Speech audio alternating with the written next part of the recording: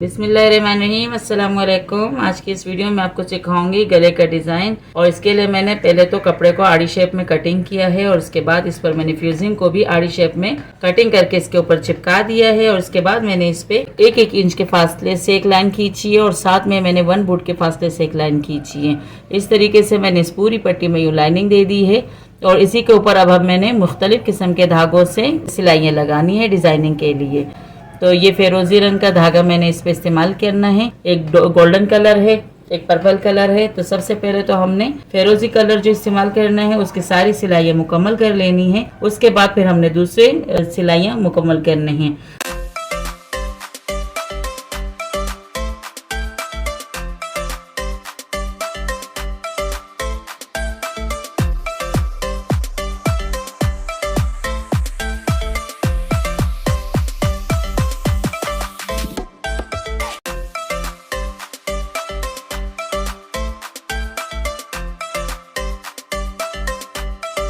तो गले की पूरी पट्टी पे हमारी लाइनिंग हो चुकी है। 3 अलग धागों से मैंने इस पे सिलाइयाँ लगाई है। और अब इसे हमने गले पे जिस तरह सिलाई करना है उसका तरीका भी मैं सिखाती हूँ। इसे अंदर की तरफ यूँ फोल्ड देंगे दोनों साइड से और उसके बाद इसे गले में लगाएंगे। गले के लिए मैंने पहले तो ये पट्टी लगाई थी फ्यूजिंग की, उसके बाद मैंने लाइनिंग दे दी थी और आधा इंच पर मैंने एक्स्ट्रा कपड़ा छोड़ के इसे ऊपर की तरफ फोल्ड कर दिया था। अंदर साइड से मुझे ये प्लेन वाला कपड़ा लगाना है। और गले के लिए अब हम इस पे ग्राफिंग करेंगे। तो सबसे पहले तो यहाँ गले की चौड़ाई का निशान लगा लेते हैं। तकरीबन 3.5 इंच पे गले का निशान लगा लेंगे। और यहाँ से हमने 7.5 इंच पे गला रखना है, क्योंकि मैं बहुत ज़्यादा बड़ा गला नहीं बना रही, इसीलिए मैंने 7.5 पे निशान लगाना है। 7.5 पे निशान लगा रही हूँ। अगर आपको बड़ा गला पसंद हो तो आप 8, 8.5 तक निशान लगा सकते हैं। टोटल हमारी पट्टी की लंबाई जो होगी वो 15 इंच की होगी। तो हमने यहाँ पे 14.5 पे आके कट लगाना है। अब यहाँ से यहाँ तक वी गले की शेप देनी है। यहाँ से हमने बिल्कुल नोक नहीं देनी होती है, थोड़ा सा गोलाई में लेके जाना होता है।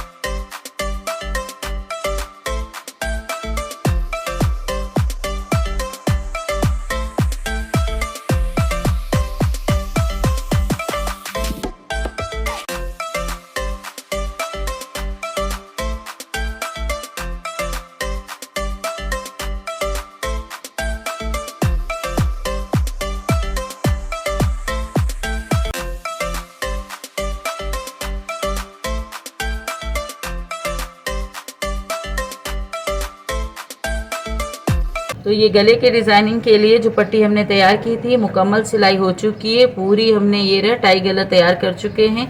अब इसके बाद क्या करना है कि इस्त्री से मैंने इसे अच्छे से ऊपर की तरफ यूँ फोल्ड दे दिया है।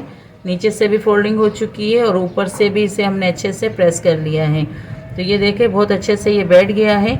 और यहाँ पे जो है अंदर थोड़ा सा हिस्सा ये आएगा, इसे अंदर की तरफ हम यूँ शेप दे के सिलाई करेंगे।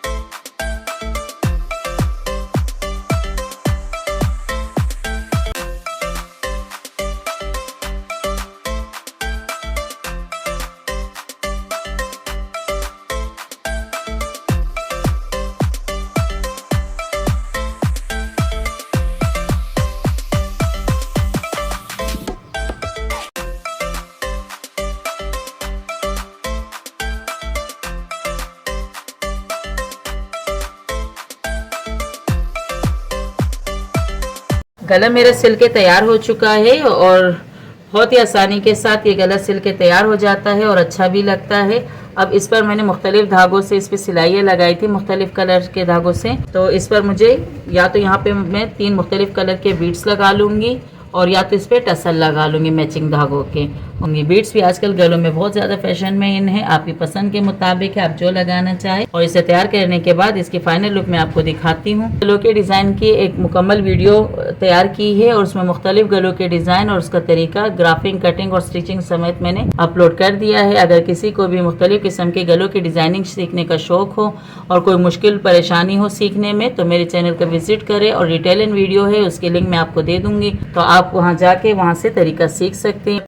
पहले हमने फ्यूजिंग को इस तरह चिपका दिया है और इसके बाद इस पर फिर हमने लाइनिंग देनी है कलरफुल धागों से। जो कमीज में हमारे पास फ्रंट दिया हुआ है उस पर मुख्तलिफ कलर का काम है, तो उसमें जो जो कलर इस्तेमाल हुए हैं गोल्डन है। तो इन 3 धागों से हमने इस पर लाइनिंग देनी है, सिलाइयाँ लगानी है, नीचे फिरकी में हमने धागा भरना है और ऊपर साइड पे हमने वही मैचिंग का धागा इस्तेमाल करना है जो हमारे सूट का है। और इस तरीके से हमने इस पर लाइनिंग देनी है 1 बूट के फासले से, मुख्तलिफ कलर से देनी है। 3 मुख्तलिफ कलर इसमें इस्तेमाल होंगे। सबसे पहले तो इस पर मैं लाइनिंग दे देती हूँ, उसके बाद इससे मुझे पटिया कटिंग करनी है। इस पीस पे भी मुझे लाइनिंग देनी है। डिजाइनिंग के लिए हमने सबसे पहले तो कपड़े को यूं मोड़ना है और एक आड़ी लाइन देनी है, उस पर फिर हमने इस तरह की एक लाइन खींच लेनी है।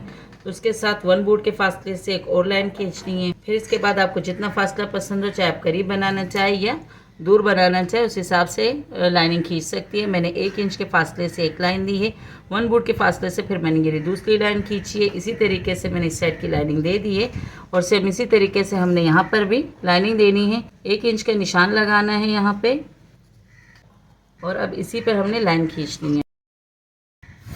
1 बूट का फासला दे के हमने एक और लाइन खींच लेनी है साथ में।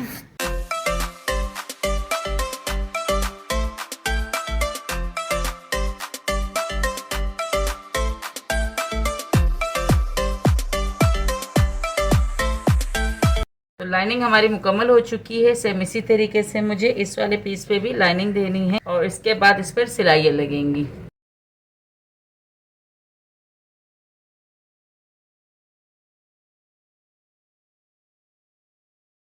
लाइन खींचने के साथ मैंने इस पे 3 कलर के धागे हैं वो इस्तेमाल करने हैं।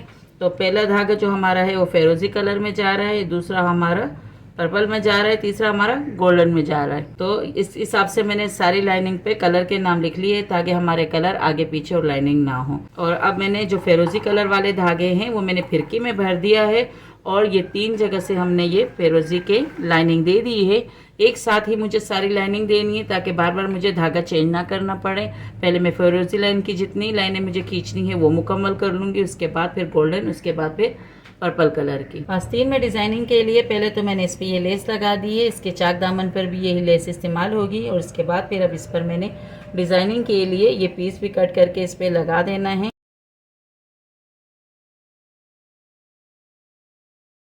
लेस को मैंने इस पट्टी के साथ सिलाई कर लिया है और इसके बाद इसे हमने इस्त्री से अच्छे से प्रेस कर देना है ऊपर की जानिब।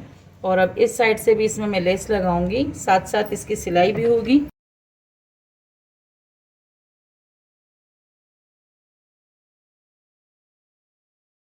तो ये मेरी लेस इसके साथ लग के सिलाई हो चुकी है। गुम सिलाई के साथ पूरी सिलाई लगी है, कोई भी कपड़ा, कोई भी सिलाई ऊपर नहीं है।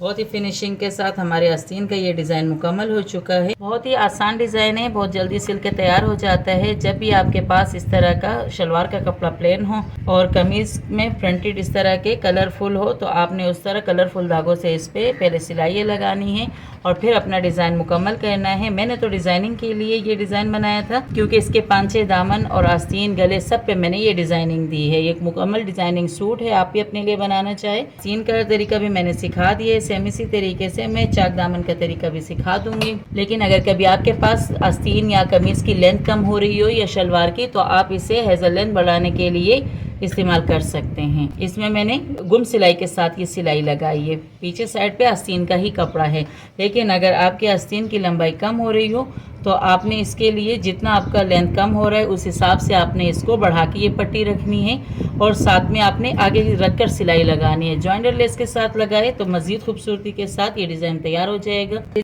जो है वो मैंने दामन और चाक के लिए डिज़ाइनिंग के लिए ये पीस लिया था जो हमारे पास ट्राउज़र से बचा था, और उस पर मैंने ये फ्यूजिंग इस तरह लगा दिया है। और इसके बाद फिर मैंने इसी फ्यूजिंग वाले साइड पर 1 बूट के फासले से 2 डबल लाइनिंग दी है। तकरीबन 1 इंच के फासले से मैंने 1 बूट की 2 सिलाइयाँ लगाई है। इस पर प्रिंट दिया हुआ था हमें, ये शर्ट पीस का कपड़ा है, और इस पर जो जो कलर इसमें मौजूद थे उसी कलर से मैंने इस पर धागे से सिलाइयाँ लगाई हैं। धागे थे जो ज़्यादा उठ रहे थे, इस वजह से मैंने तीनों कंट्रास्ट कलर के धागे इस पर इस्तेमाल किए हैं। लाइनिंग मैंने खींच ली है, और इसके बाद अब इस पर मैंने दामन के लिए पहले पीस के लिए मार्किंग करनी है। तो दामन के लिए मैंने तकरीबन 3.5 इंच के निशान लगाया है। पहले तो 3.5 इंच पे मार्किंग कर लेंगे ताकि हमारे बॉर्डर पर फिर आड़ा टेढ़ापन ना आए, और फिर आप स्केल से भी लाइन खींच सकते हैं। मेरा हाथ ज़्यादा तो इंची टेप पे आदी है, इसी वजह से मैं इसी के साथ सारा काम कर लेती हूँ।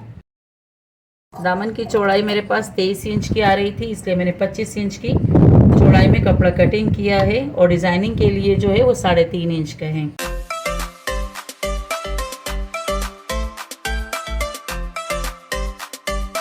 अब चाक के लिए भी मैं ग्राफिंग कटिंग कर लेती हूँ। चाक के लिए कटिंग करने के लिए मुझे इस वाले पीस की ज़रूरत है, क्योंकि ये मैंने ट्राउज़र के साइड से जो बचा हुआ पीस होता है थोड़ा राउंड में जा रहा होता है, तो इसे इस्तेमाल करना है, क्योंकि चाक के पास भी ये वाला हिस्सा थोड़ा राउंड में जा रहा होता है।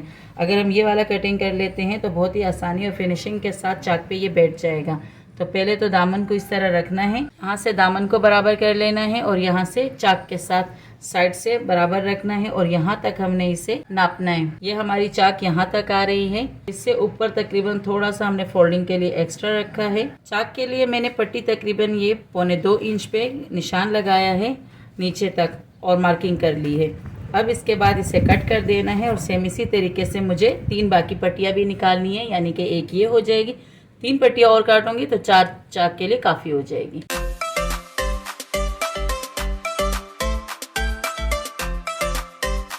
एक पट्टी की कटिंग हो चुकी है, अब दूसरी पट्टी भी कटिंग करनी है सेम इसी तरीके से इस पे रख के, और हमने इसकी चाक से ग्राफिंग कर लेनी है। पहले अच्छे से ग्राफ बनाना है, और उसी बनाए हुए ग्राफ पर फिर मैंने इसकी कटिंग करनी है।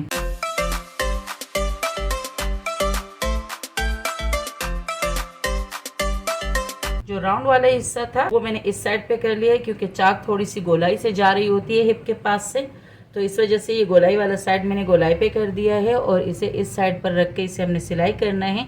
आधा इंच की मैंने इस्त्री से इस पे अच्छे से प्रेस बिठा देना है, और इसके बाद इसमें लेस भी लगेगी। साथ साथ में सिलाई आपको समझाते जाऊंगी। चाक पे डिज़ाइनिंग के लिए पहले तो ये डिज़ाइनिंग पट्टी जो है इसे रख के इसके ऊपर बड़े टांके से ये लेस लगा लेते हैं, और उसके बाद इसे चाक पे रख कर सिलाई करेंगे। अब ये डिज़ाइनिंग पट्टी दामन पर रखकर सिलाई करेंगे, लेकिन जब ये लेस इसके साथ सिलाई करे तो एंड में तकरीबन 1 इंच जगह इसी तरह छोड़ देनी है। इसके बाद इसे हमने फोल्डिंग देनी है।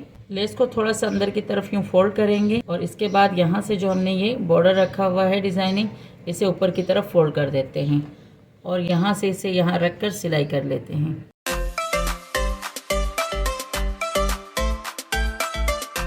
बॉर्डर सिलाई करने के लिए पहले क्रीज लाइन बिठा दीजिएगा। दामन की जितनी चौड़ाई चाहिए होती है उसका निशान लगा लेते हैं, और हिप तक यूँ रख कर फोल्डिंग देकर इस पर क्रीज लाइन बना लेते हैं। तो फिर इस पर जब भी हम ये पट्टी सिलाई करते हैं तो बिल्कुल स्ट्रेट सिलाई होती है। जहाँ तक हमारी हिप की सिलाई लगी है यहीं पे आके आपने सिलाई रोक देनी है, और रिपीट सिलाई करके धागा कट कर देना है।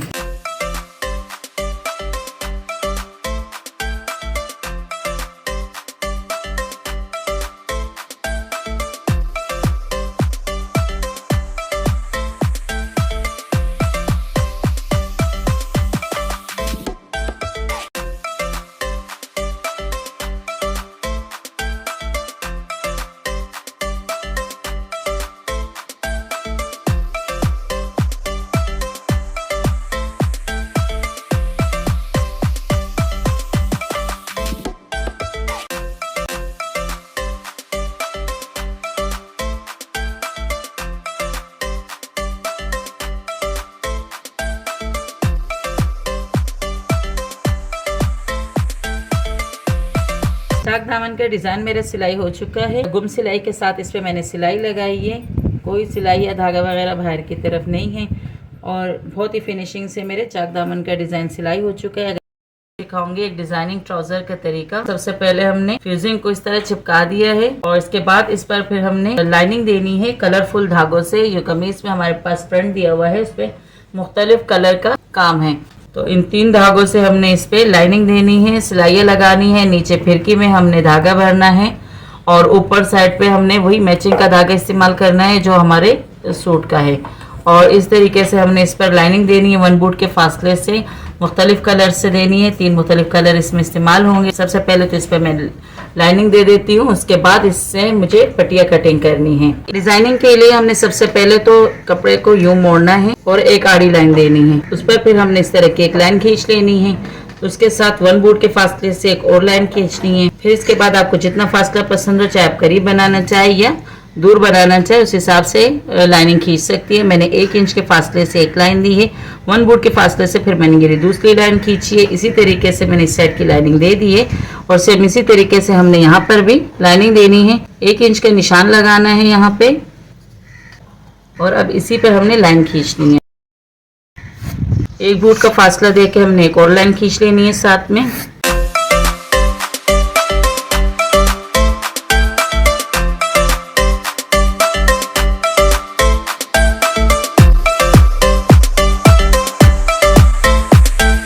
तो लाइनिंग हमारी मुकम्मल हो चुकी है। सेम इसी तरीके से मुझे इस वाले पीस पे भी लाइनिंग देनी है और इसके बाद इस पर सिलाइयाँ लगेंगी।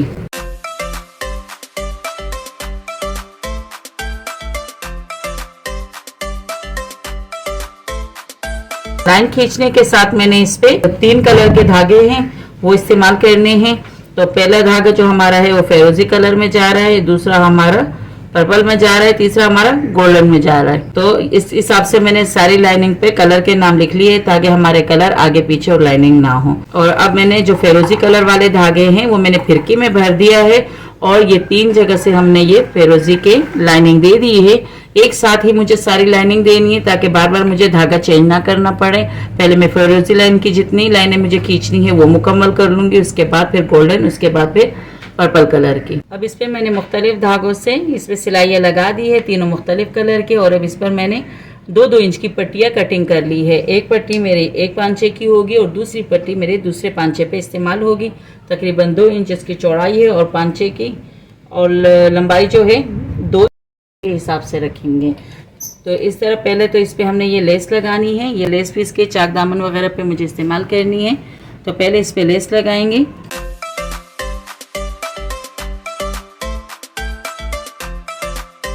लेस मेरी लग चुकी है और इसके साथ अब ये डिजाइनिंग पीस को भी ऊपर की तरफ सिलाई करना है। तो पहले हम इस पीस को रखेंगे, उसके बाद हमने पांचे को रखना है, उसके बाद इस पे सिलाई लगानी है।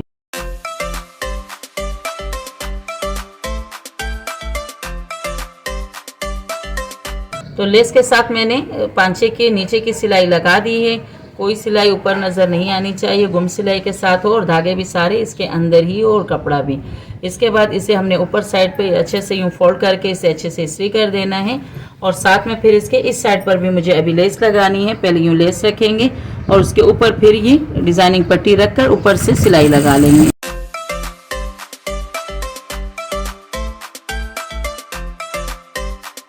सिलाई इसकी लग चुकी है और इसके बाद अब मुझे इसमें पिंटेक्स वाली सिलाई लगानी है और इसी कलर वाले धागों से लगानी है। तो पहले इस पे मैंने 1-1 इंच के फासले से इस पर क्रीज लाइन बिठानी है इस्त्री से और उसके बाद इस पर सिलाई लगाएंगे।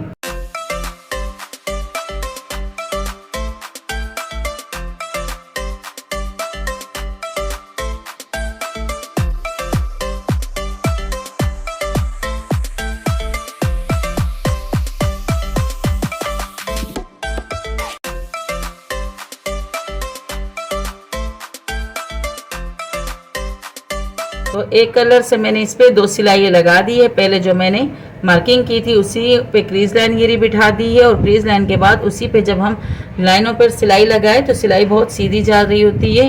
और उसके साथ ही मैंने 1 बूट के फासले से एक और सिलाई लगा ली है। सेम इसी तरीके से अब मुझे यहाँ पर भी सिलाई लगानी है, यहाँ पर भी। फिरोजी कलर के बाद मैंने यहाँ पर 2 अलग कलर इस्तेमाल किए हैं, वही कलर अब मुझे यहाँ और यहाँ इस्तेमाल करने हैं।